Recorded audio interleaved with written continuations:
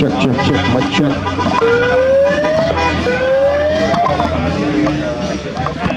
What's up, everybody? Freedom! All right, let's get everything started. My name is Omari. I'm the lead organizer of the Freedom Rally in Toronto here at Queen's Park. Thank you all for coming. Getting a lot of traction and stuff out on the street there. I love it. I love it. Well, I'm just going to start off a little bit, just with the, it's been a pretty interesting week. I was sick last week, but I still came. I just didn't go into March and everything. I got the, I guess you could say, I'll call it the flu or influenza. Okay, I'm not rebranding it as COVID or anything like that, right? But you know what? Still came, still made it and stuff. Still committed here every Saturday at Queen's Park and everything. So I'm really happy and really appreciate that you guys come every Saturday and everything. I've been listening to some people's concerns and stuff about Queen's Park and everything, and going over some of these concerns and stuff, and some of them are not really anything that big. I guess you could say there's some concerns about the march, right? Actually, and one thing was interesting because I actually have this camera on me, right? And I have this camera. I actually recorded one of the marches. I think it was a few weeks ago. I actually finally went and looked at the footage and everything. And actually, it was a pretty good march. I don't know what people were complaining about. I mean, there's people we were pretty much synchronizing, chanting and stuff. There were some people that were getting into maybe getting into little altercations or little fights with people on the streets and stuff. But if you actually watched it, actually stopped someone from actually getting into a fight and everything, and kind of talk him down and stuff about what he was doing was wrong. Can't be on the streets, antagonizing people, throwing stuff at people and everything, right? Luckily they were working, because if they weren't working, they would have beaten them up, right? But that's also one point I want to get across at Queen's Park. So this is a community at Queen's Park, right? If there are issues with individuals or people doing things unruly, ungodly and stuff, it's up to each and every one of us to correct that person. That's right. Okay? You can't be sitting there complaining about stuff after the fact that something happened at Queen's Park during a march or something, and then go back on social media and then you're typing about this is what happened at Queen's Park, and this happened, that happened, I don't feel like coming here anymore because of this and everything. Well, how are we supposed to address the concern? It already happened, right? There's no name, we don't know who the person was or who the victim's involved, right? So other than attention seeking, you're just on social media making Queen's Park look bad because you didn't decide to do anything at the moment there. Okay, so if you're on a march and you see people acting unruly or ungodly and stuff, you have to correct them. Okay? It's not my responsibility to correct them. I'm on the march. I may be on the march. I may not be on the march. Right? But if you're there complaining about it after on social media, you have to actually look at yourself and say, why didn't you do something about it at that time? Okay, so so anyone's complaining about stuff about Queen's Park and what's happening, address it at this time. If you're intimidated, you don't want to address the person directly, then address me, and then I will address the person directly about it. But then all parties have to be involved, right? You're not going to run away. Not going to run away on social media and decide to talk nonsense and everything without actually getting involved in the actual process of actually correcting somebody, okay? Or making them not do anything, not do that again. Because again, if we don't correct them, they're going to keep coming back to Queen's Park or coming back here and doing the exact same thing because they haven't been named, they haven't been called out.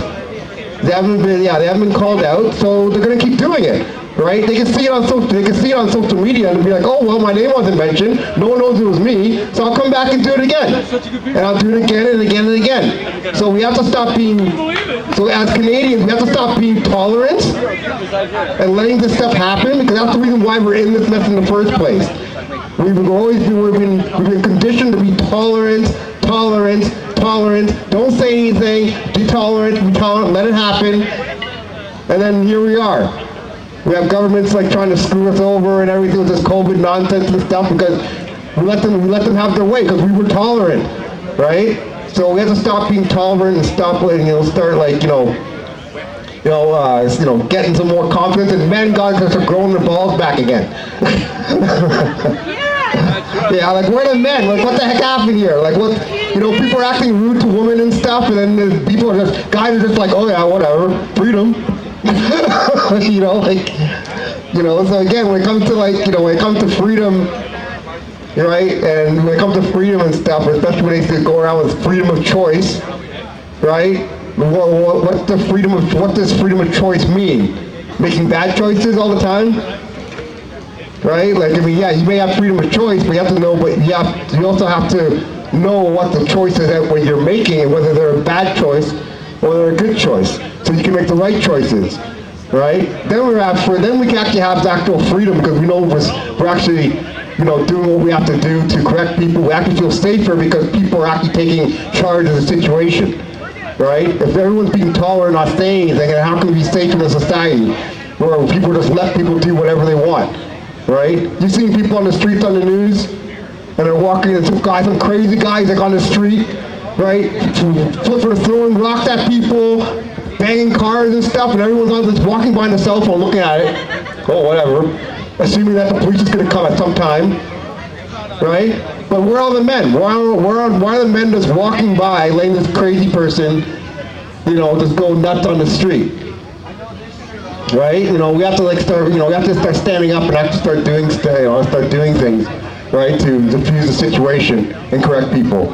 Okay? So, that's one thing I wanted to address, especially at Queen's Park here and stuff like that. I pretty much listen to all the complaints and concerns and stuff, but at the end of the day, right, a lot of these concerns and stuff are just people just like being like really negative and not really focusing on the positive, right? So whenever they bring something negative, I look at it and I'm like, okay, cool, then when I improve that, when that actually gets improved or gets worked on and it's actually improving, right? It's just another complaint. They don't sit there and actually see the actual progress that we've been making, especially like on the marches and stuff like that, right?